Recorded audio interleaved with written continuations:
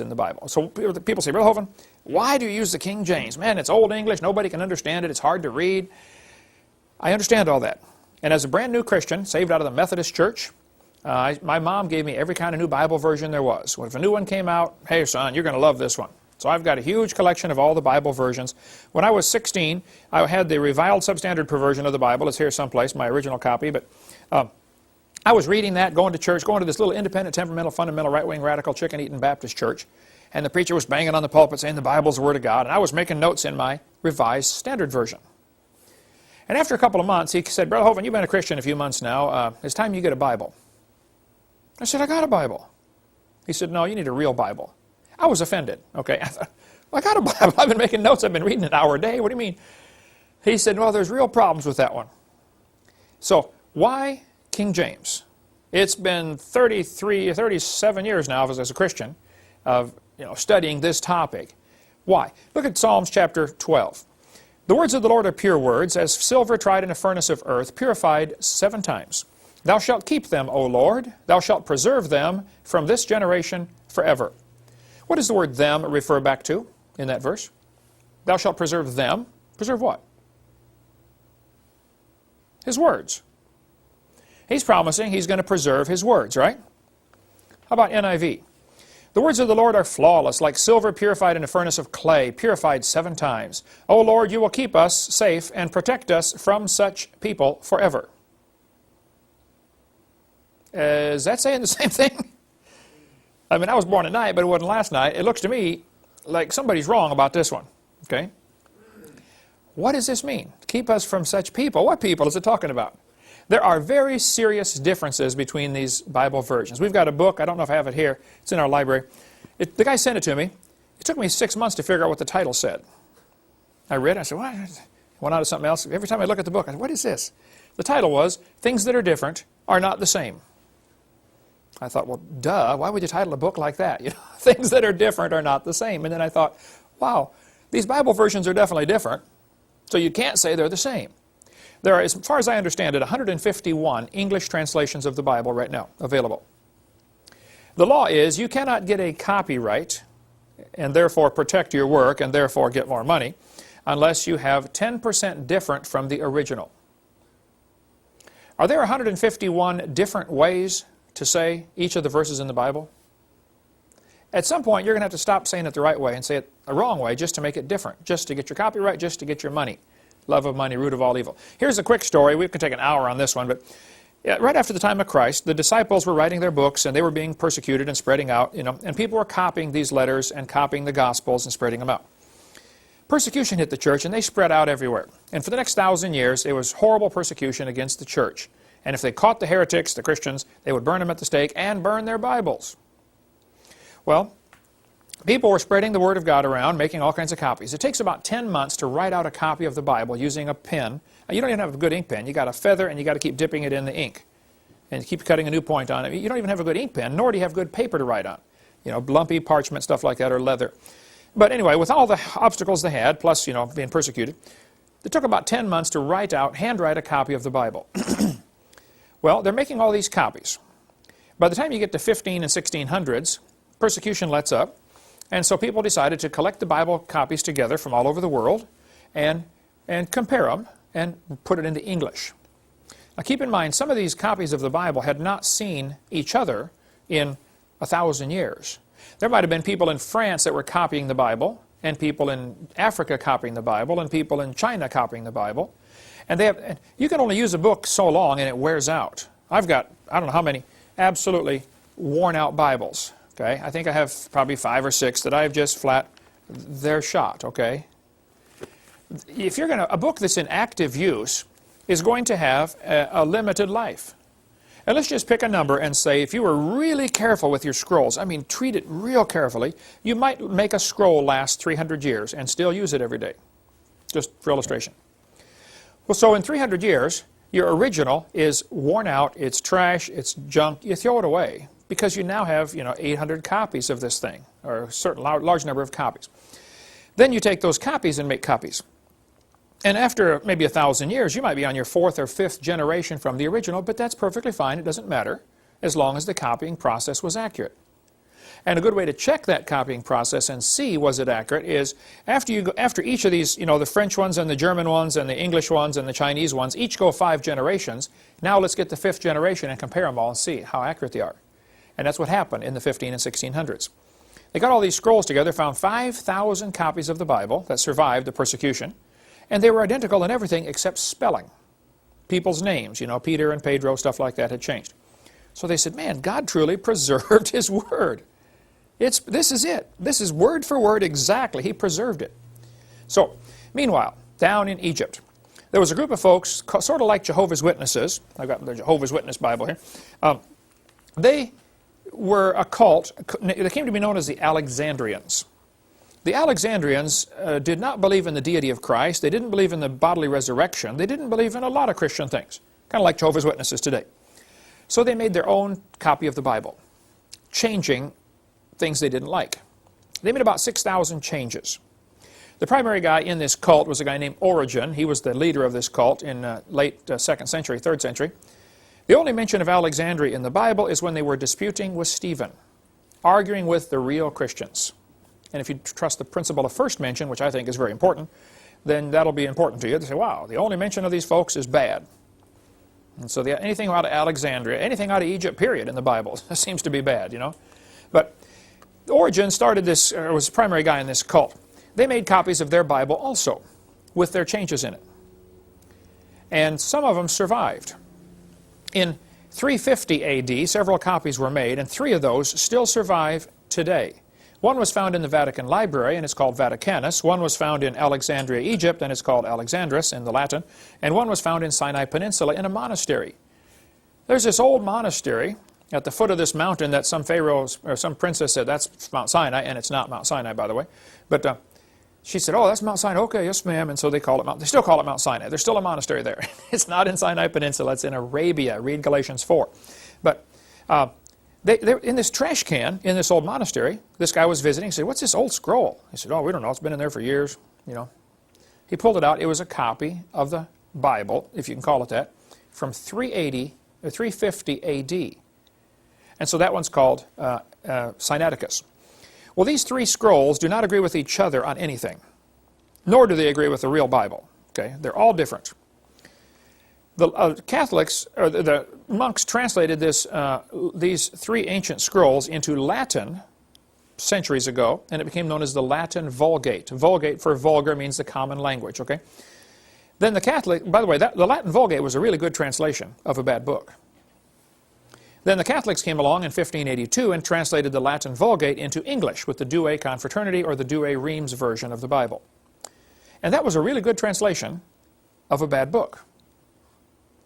Then 2 guys named Westcott and Hort came along. I've got their book here someplace on the table.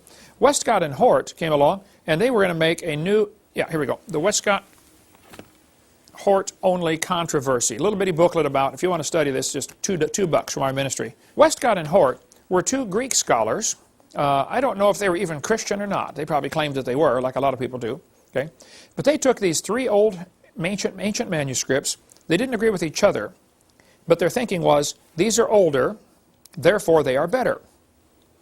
Well, I'll go along with the older part. I'll agree with that. But ancient manuscripts, they didn't agree with each other, but their thinking was, these are older, therefore they are better.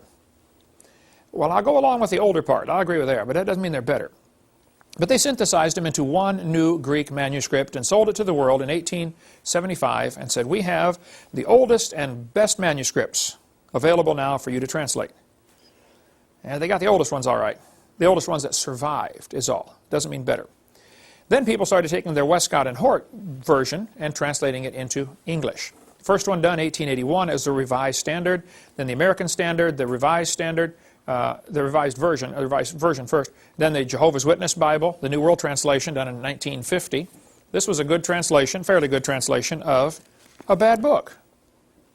Then the New American Standard, the NIV, the Good News, the Amplified, the Living Bible, all of those, and I have a lot of them. There's the New American Standard. I think the guys who are doing this are sincere, dedicated, highly intelligent, godly Christians who are translating the wrong book and don't even know it. There are basically only 2 Bibles in the world, in the English. The ones translated from what's called the majority text, the King James, of which there are now 64,000 manuscripts. At the time King James guys did it, they only had 5,000. And then there's the whole other family of Bibles, all translated from the Westcott and Hort. So you have two choices. The question is not, is it a good translation? The question is, what are they translating? Okay? The excellent book by Westcott and Hort, if you want to read about that. Here's, for instance, NIV, Acts chapter 8. Let's see, Adam, read verse 37 to me. Acts 8:37. I can't do it. You can't do it. It's not there. There is no Acts 8:37. They removed it, and they removed the number, okay? Now, in the New American Standard, they at least put a footnote.